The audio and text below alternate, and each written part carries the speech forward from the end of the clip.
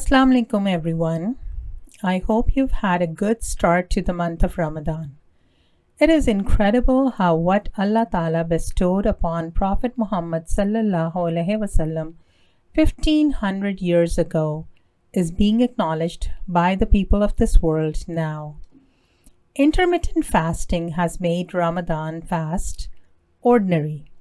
No longer people in my organization come and say, "What?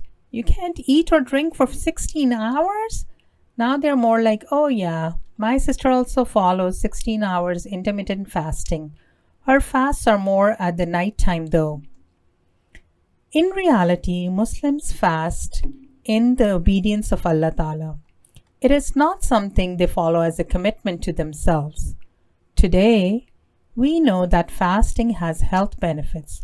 But even 1500 years ago, when Muslims did not know the health benefits, and when in the heat of Arabia, it was a hardship to abstain themselves from food and water while doing physically strenuous tasks at the same time, the Muslims happily embraced fasting because it was an instruction from their beloved God. Allah Ta'ala Himself says in the Holy Quran that the reward of the person who fasts lies with him, meaning that Allah Ta'ala Himself will reward the person who fasts in His way. As you may already know, that a Muslim's fasting in Ramadan is not just abstaining themselves from food and drink physically, they are also abstaining themselves from all ills and evils. This helps them analyze their actions and reform themselves. This abstinence helps them grow spiritually. The hope is that the month-long spiritual and physical fast will become a habit and they will overcome their spiritual ills and evils along with their physical ills and evils. The problem is that a lot of people have difficulty in handling the fast, especially if one is in their initial years of fasting. Often, we become slow and lethargic. Caffeine deprivation gets to a lot of people, and some struggle with keeping hydrated. I feel like when Ramadan comes, we are not ready for it. It comes and flies by us so fast, and we are unable to receive the full benefits of this blessed month. I've heard a lot of people say that they are getting ready for Ramadan. When you further explore them, there is a long list of items that they follow a couple of weeks in advance. Ironically, this list comprises of frying onions, making different kinds of chutneys, chopping and freezing vegetables, marinating various kinds of exotic meats, etc. I'm not saying this is a bad idea. It may give you some extra time in Ramadan. What I am saying is that there is more to planning for Ramadan than just frying onions and making chutneys. Let me explain. Take an example of a person who wants to run a marathon. They plan a few months in advance, work and maintain their physical fitness, nutrition, and endurance. In my view, Ramadan is like a spiritual marathon. I feel we should plan for Ramadan as one plans for a marathon. Planning should start a few months before the actual month of Ramadan arrives. A marathon runner focuses on their physical fitness. I recommend that we should analyze our physical health too, as Ramadan is a jihad for our body.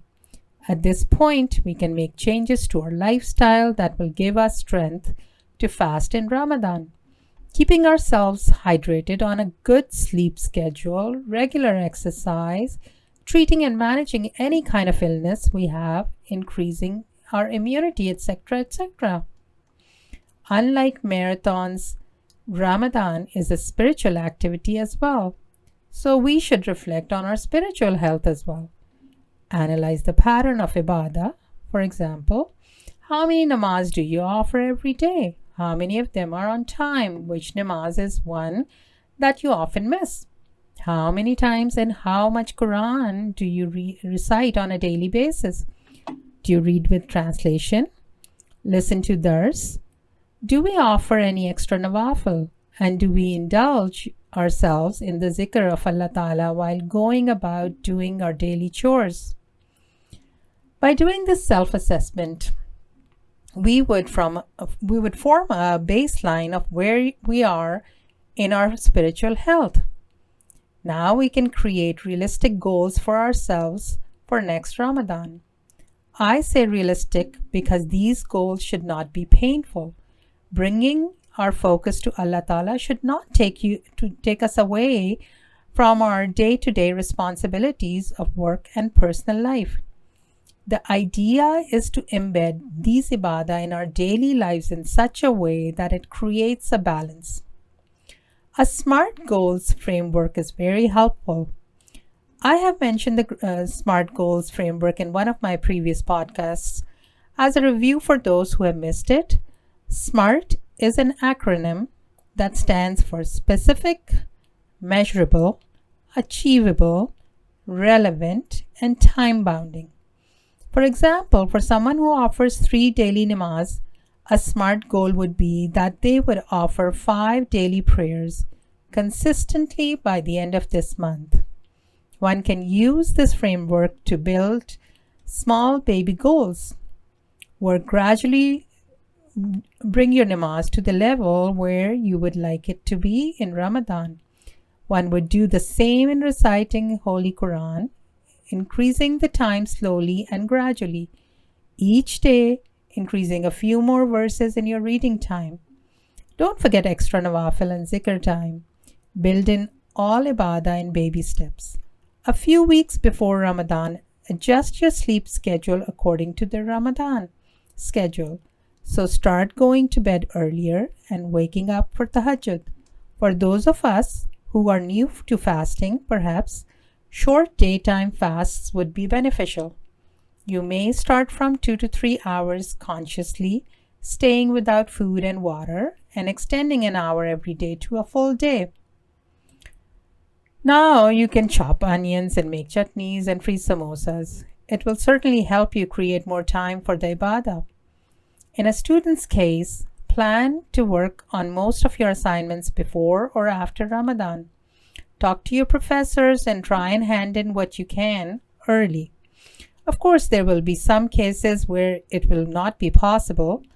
Nevertheless, in planning ahead, you would have adjusted some of your school commitments, if not all. By this time, one would have built physical and spiritual endurance and would be ready for Ramadan to make the most of it, physically, mentally, and spiritually. I know this is a long-term plan, and we only have a couple of more weeks left of the month. Don't give up though. Start assessing yourself, making those goals, and working towards them right now for next Ramadan. During Ramadan, I feel like most important thing is to stay hydrated. Drink at least 1 glass of water every waking half an hour between sunset and dawn. This should keep you going. Eat simple, nutritious food during Ramadan so that your body can conserve the energy it uses to digest rich food. Another tip I found helpful is to take a nutritious drink such as protein shake, etc. This allows your body to absorb the extra nutrition it needs for the fast. May Allah Ta'ala accept our ibadah and all our humble efforts to bring our souls closer to Him. May He help us in doing so. Ameen. Allahumma Ameen. This podcast is based on Dr.Naureen Sohail's observations, personal experiences, thoughts, and learning while navigating her own life as a Canadian Muslim.